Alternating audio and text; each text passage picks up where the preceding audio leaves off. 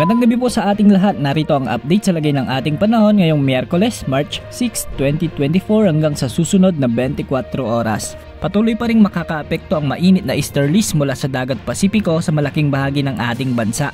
Ito pa rin ang magdadala ngayon ng mga isolated rains lalo na sa silangang bahagi ng Luzon, Visayas at Mindanao.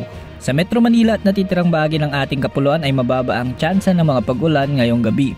Sa kasalukuyan wala tayong namomonitor na anumang sama ng panahon gaya ng LPA o bagyo hanggang sa susunod na 3 hanggang 5 araw.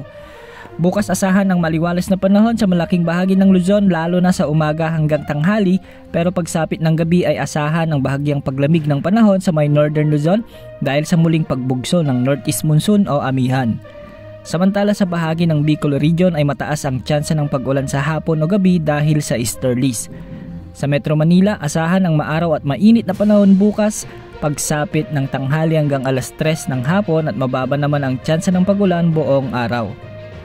Sa Visayas ay wala naman tayong inaasahan na malawakang pag-ulan bukas at aasahan ng mainit o maliwalas na panahon dahil pa rin sa epekto ng umiiral na easterlies. Samantala sa Eastern Visayas, asahan na may mga isolated rains, pagsapit ng hapon at gabi dahil naman sa mga localized thunderstorms. Sa Mindanao, posible namang makaranas ng mga isolated rains ang Caraga at Davao Region pagsapit ng hapon at gabi. Sa nalalabing bahagi ng Mindanao, magiging magandang panahon bukas maghapon.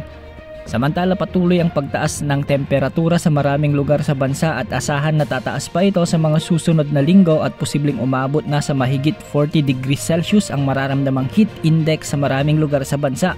Kaya mag-ingat po tayo sa banta ng nakamamatay na heat stroke.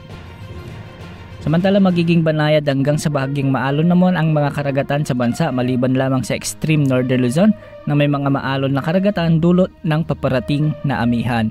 At yan po ang update sa lagay ng ating panahon. Ito po ang weather update ng bayan. Maasahan anumang panahon.